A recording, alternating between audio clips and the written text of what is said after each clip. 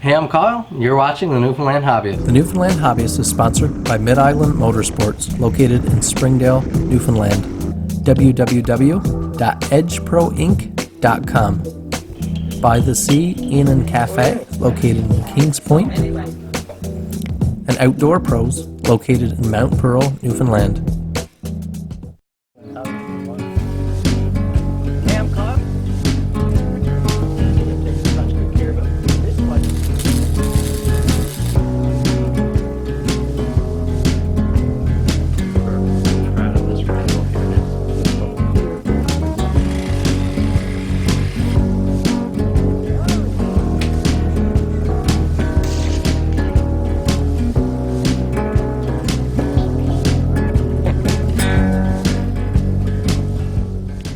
Welcome back to my workshop and to another episode of the show. If you didn't watch last week's episode, we're continuing with our knife project here, our 2-blade set. Now, if you want to check that out, head over to youtube.com, search my name, Kyle Noseworthy, and you will be able to find all the episodes for the show, including the first episode of this, if you don't already have it recorded on Eastlink. But let's get started. If you remember from last week, we ended off by heat treating these blades, and then I was hand sanding. And I've hand sanded both of these blades up to a mirror polish. I'm not going to show you just yet. You'll have to wait and see. Now what we have to do is, if you recall, we made those brass bolsters. We have to install those now. We have to surface them, install them, pin the pins through the tang, and then work on some handles. This is exciting work. It's kind of all gravy from this point on. I have the polish here taped up just so I don't mar the surface while I'm working on the handles. But if you remember, we have these notches here, these slots. And then we cut notches in our 1/4" brass as well, and those act as lap joints for those to go together. And it's a nice snug fit. Now, most people don't realize that you can polish almost any piece of metal. Like this rough brass here, you can bring to a beautiful shine with sandpaper and a little bit of work. So ideally, a polish is just a surface where scratches are so small you can't really see the texture anymore. How to get there, you could start with a really fine sandpaper, but it would take you forever to get to that finish with a real fine paper. What you want to do is start with a coarse paper and work up in succession until you have that finish. So we'll just start here now with some 220, and let's see if we find there's any real big nicks. And we'll know after just a few passes. Brass is so soft. If we find there's any real big gouges or anything, we might have to go to a rougher paper, but it doesn't look like we'll need to do that. So you can see now those beautiful 220 grit striations. So those scratches are from 220 grit particles. Notice it's nice and coarse. It's a nice even finish there now. It's uniform. It looks pretty, but you can feel that texture with your skin, and it's just not the finish we want. Now we'll move up to a 400 grit. And here is now our 400 grit finish. It's almost a satin. It's definitely noticeable from the 220. We're going to go much finer yet. This is a 2000 grit paper finish, and although it's very beautiful and it's reflecting light, it's still not good enough for our project here. Now right here we have a felt wheel on the bench grinder, and with a little bit of polishing compound, this is just, you can pick one of these up at Canadian Tire, both the compound and the felt wheel, and it's a really useful tool for this kind of work.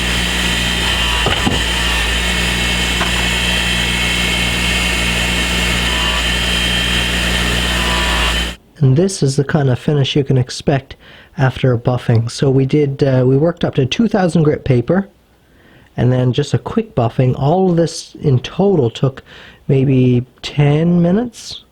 10 minutes from the rough finish to this, what you see here. So brass is such a nice material to work with. It's a great material to add to any of your projects. Blade number 1, it's getting its brass first. Get that in place. Look at that shine we have there now.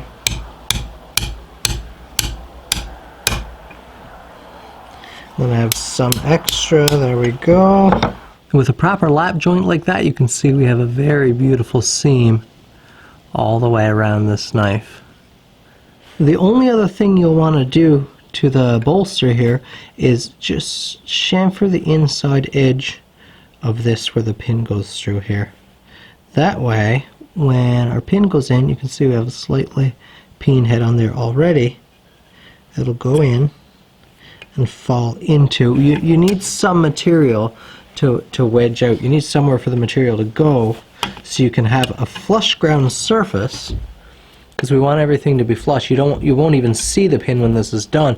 You need something to stop that pin from backing out either way.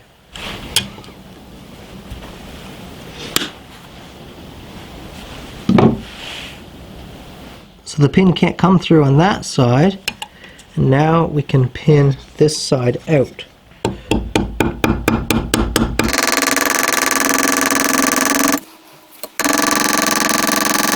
With those brass bolsters all in place, they're there for good, hopefully. Now we have to mount up some scale material, and scales can really get fun because you really get to be creative. There's so many materials, you can use almost whatever you want. The choice for these blades is a material called Spectra Ply, and basically what it is a premium grade plywood, or it's layers of wood. It's like a laminated wood, similar to a plywood, as you can see the layers here, but it's all stabilized, and there's no, I say premium grade plywood because there's no knots, blemishes, or anything in this. It's just as perfect as like a synthetic material, but it's real wood, and it's stabilized with resin, so it's going to be as durable as like a plastic or a micarta, but you have all of those cool colors in there. What we have to do, it comes in these big blocks here. I'm just going to rip it down to a nice width, the perfect scale thickness for this for the tangs.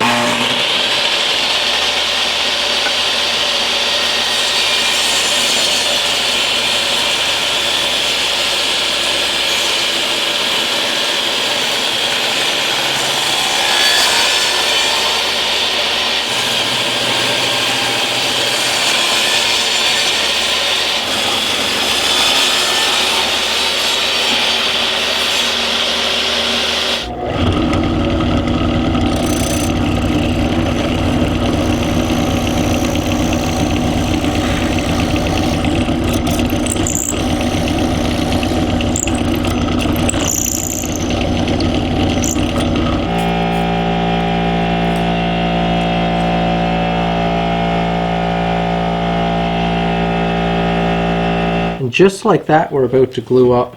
All we need to do is clean and degrease everything here now, which is not the fun part of the process for me. The most trouble I've had in my knife making hobby or career, whatever you want to call it so far, is in glue up. That's where I've had most of my trouble so far, and that is scales delaminating, coming back off the knife, issues with temperature, issues with setup, issues with dry joints, and it's just, I seem to have nailed it now. I never have any trouble anymore, but for a while when I was getting started, that's what gave me all my grief, and it kind of put a sour taste in my mouth. Those tips and tricks I find are what makes all the difference from having a frustrating time working at your hobby or working at your projects and having a joyous time. If you're there struggling and you just can't get past stuff, sometimes it's just a little trick, a little change, a little something can make all the difference. Like struggling to get pins through. I struggled a long time because brass is so soft. It malforms really, it upsets really easily. And when you're trying to drive a 3/16 brass pin through a 3/16 hole, and you have, say, 1.5 inches of material to go through really thick, you really need a lot of force pounding on it. Now, as you're pounding on that pin, you're also upsetting the pin. So the further it goes in, the less it wants to travel. And I've had knife handles wrecked because of that. I just couldn't get the pins through, ended up breaking up my handle. Just terrible. A little trick I learned is now my 3/16 pin, I just take it over and just give it a couple little twists on a fine belt on the belt grinder, and it just takes off probably 1 or 2 thousandths of an inch. That's all I have to remove to just nicely tap those pins right through this 3/16 hole. A little trick like that, so simple, but it took me a little while to catch on to. But it just makes this whole process so much easier. A couple more great tips. Buy boxes of these disposable nitrile gloves. These are so handy to have around. They aren't expensive, you get a lot for your money, and just if you have to glue up something, just to walk away with squeaky clean hands, not have to go in and be stripping glue off your hands, or if you have to dye something. This morning I went to service the quad there. I had to pull the drain plug and the filter out of the quad. I just took it off, of course, and when I was done, stripped these off, and my hands were squeaky clean, just like I never even came outside yet today. And that's worth a lot, especially if you're in a hurry. Let's say I'm working here in the shop and I have to jump in the vehicle and run to the store right quick. It's really nice to be able to strip those gloves off, have nice clean hands, and not have to worry about getting in the vehicle. Another thing to buy, these little plastic cups you get at the dollar store. I'm not sure what they're used for, but they are so handy. Really cheap and really handy, even if you're just like, let's say you're about to drain the float bowl on your carburetor on the bike or something. Having one of these little cups in just to drain that float bowl. What else would you use? Try to cut open an old pop bottle or something. You have this nice stack of cups there that are so handy. If you're gluing up a wood project, pour a little bit of glue out in one of these cups. And also, in addition to that, popsicle sticks. Also at the dollar store, also really cheap, but so handy. I use popsicle sticks all the time. Again, it's those little tips and tricks that just make your time in the shop so much easier and more efficient.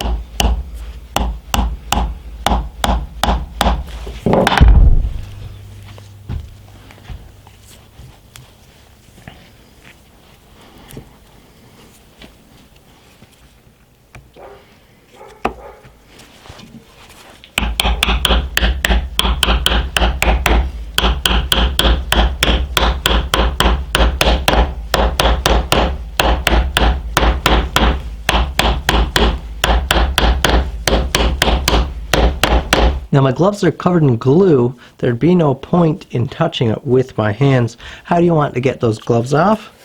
Is pull one off with your glove, hold it inside, and then pull your other one out over.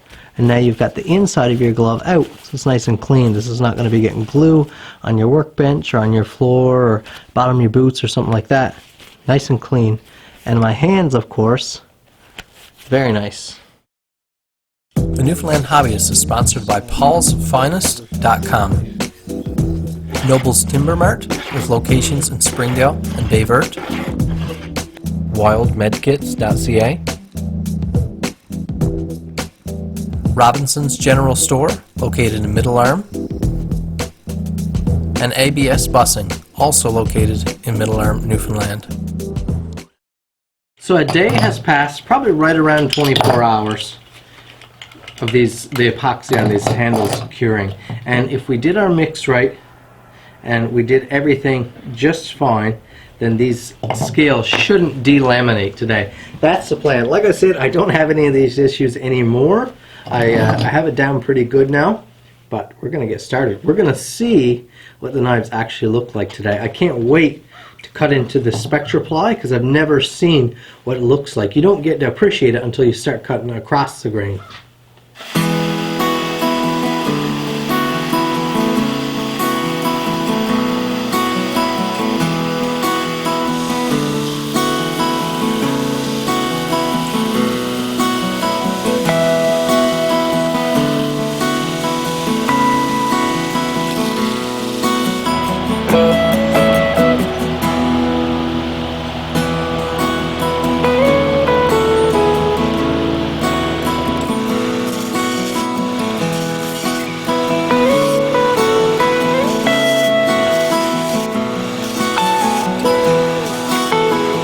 Now here's what we're at so far. This might look half decent on camera, but I assure you it's a pretty rough finish. This wood is really flat, just like you'd see a piece of plywood in the store. There's brass. There's up to a 240 grit belt, which has a little bit of shine, but it's certainly not glimmering like we want it, like the front is there. You can see a pretty big difference. So now's where we start the hand sanding. That's as good as I can get it on the belt without putting more grooves and doing more damage than good. But you get a good idea of the color. This will all darken and enrichen once we get it up in grit and then give it a polish. Once again, we'll want our lovely set of files, and that's the first work I'm going to do, is start making the transition from the steel and the wood into that brass bolster.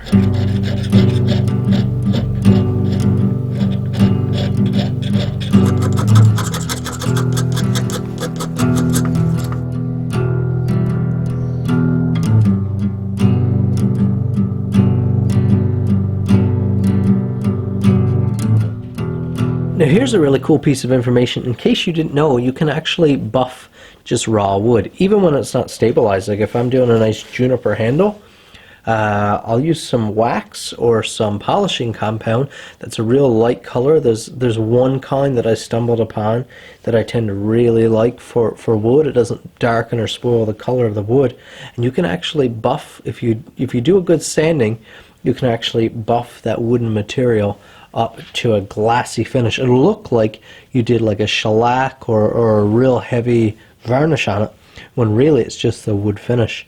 I use a nice firm spiral stone wheel, which is a good surface here.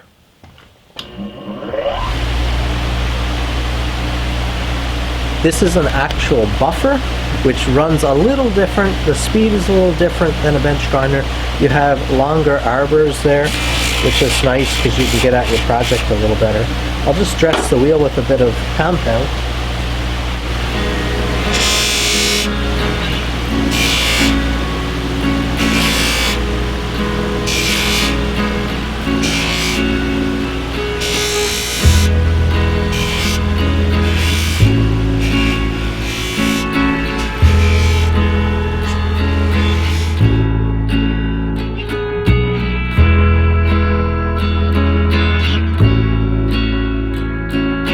And that is what that wood looks like when it's finished. Isn't that beautiful?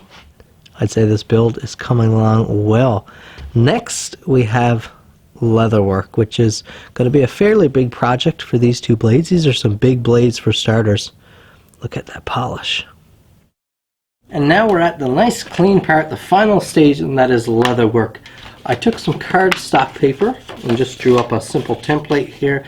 That way you can get an idea of what you need without cutting up your nice leather and risking spoiling it. So this is the shape I decided on. This is the size I wanted. I traced that off on leather. So here you go, beautiful 6 or 7 ounce veg tan leather. If you want to know the whole ins and outs to leather work, exactly what you need, how to do every step, you can head over to www.youtube.com, search my name, Kyle Noseworthy, and go back to some of last year's seasons. I actually did an episode in season 2 of this show where I showed exactly every stage, how to leather work, and the tools you would need. Now, these sheaths are designed to be scout carry. That's what the customer ordered, which means they will be cross-drawn. So they will wear horizontal like this on the belt, and you will pull out sideways. So we have our welts cut, just very simple. We have some straps cut for scout carry, and we are going to start dyeing, gluing, stitching. We're going to put it all together. Here we go with those quick access gloves again. Leather dye. Of course, leather is flesh, and it's dye designed for dyeing the hide, so flesh. So you can imagine when you get it on your skin, it's not the easiest to get off. We're going with a tan finish here. And first, I'm not going to dye the outside yet. We just need to dye the inside up near the top, because once the sheath is folded over and glued, stitched, we won't be able to get in there, and you'll have to see that untreated white inside there. We don't want that. So just dye this down past where you can see it. I don't want to soak leather into down here, so that's where, or dye down in here, sorry, because that's where your blade is going to sit, and I don't want that to be soaked with dye.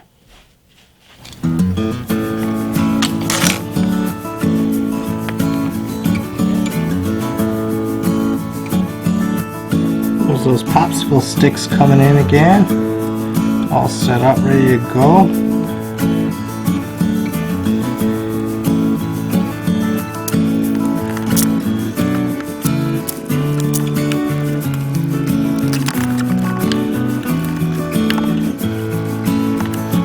Now with that bit of glue holding this together, it's just clamped for a few minutes there. Now's when you want to finish those edges. It's easy to do. We can get that on the belt sander, grind that down to a nice smooth finish so the welt sits smooth. This will rest on the shape after, but yeah, we'll contour it all out nicely. Then we can mark our stitch groove.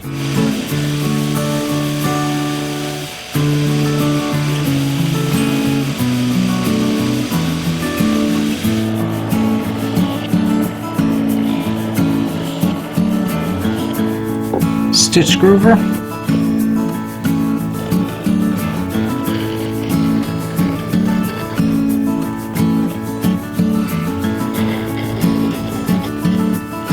Oh, that's a good stitch line.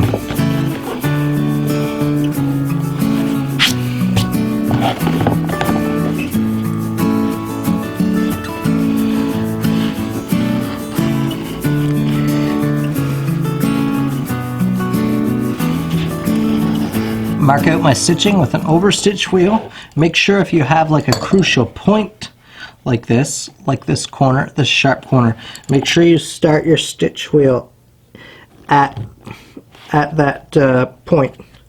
Because if not, and your stitch doesn't line up there, your stitch will have to round the corner, and that'll spoil that nice sharp look.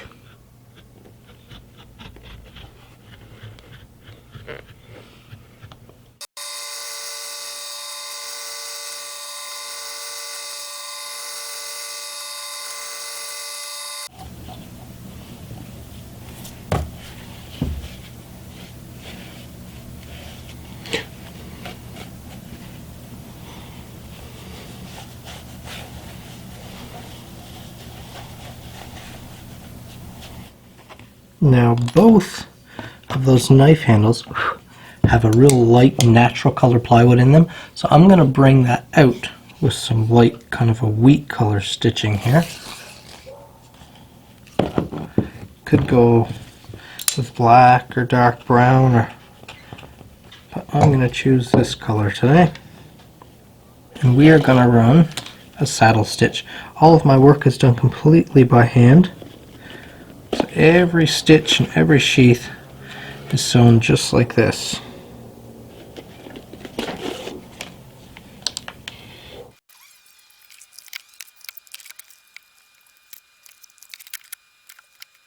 And we're at the finish line. I'm just massaging some mink oil into this leather, and the mink oil will help protect the leather because leather is naturally fairly absorbent to moisture, so some oil on it like this will help that give a little bit more resistance to the elements, and also it'll take it from that real matte finish to like it'll put a nice shine on it. You know, leatherworking is such a great hobby to get into, and I recommend it to so many people. For one, it's so relaxing. For two, it's not too expensive to get into, and it's not that difficult of a hobby to learn or a skill set to learn. And three, it's great for people that maybe don't have a lot of physical ability. I was talking to someone just a little while ago online through email. They contacted me. They were talking about how they had undergone some fairly serious physical trauma, physical stress, and they were in a wheelchair at that point and just kind of fed up with being sat on the couch watching TV. And I recommended leatherworking to them because of course I was going around to a few tools like the drill press and the belt grinder and stuff, but that is just for my ease of use. It's really quick to get the job done. You do not need those tools, and in fact I think most hobbyist leatherworkers don't use those tools when they're leatherworking. So if you're someone that has a reduced ability like that, perhaps you can't get around or you don't have a workshop, this is a great hobby to take on and learn. On top of that, it's also a really useful and rewarding hobby because look at the stuff you can make. These These are not too difficult of a leather sheath to make. They're a fair size sheath, so it takes quite a bit of leather, but it's just a beautiful and useful piece of equipment now that can be used for a lifetime if taken care of properly, treated properly. Just two beautiful pieces like that you're able to do in the house at the kitchen table if you wanted.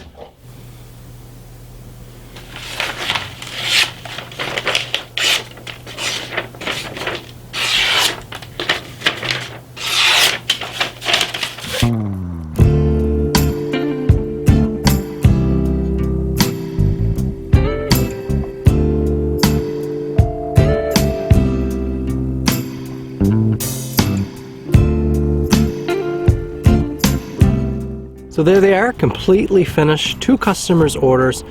Challenging and awesome project for me for sure, but I got to create 2 gorgeous heirloom blades, and I'm sure that's what they'll come to be if they're taken care of by their owners. So it was a great project. I hope you guys enjoyed this episode of the Newfoundland Hobbyist. I know I sure enjoyed filming it. Thank you guys, the audience, for watching. If you can support the sponsors, please do. I want to give a huge thank you to them. They help make this show possible.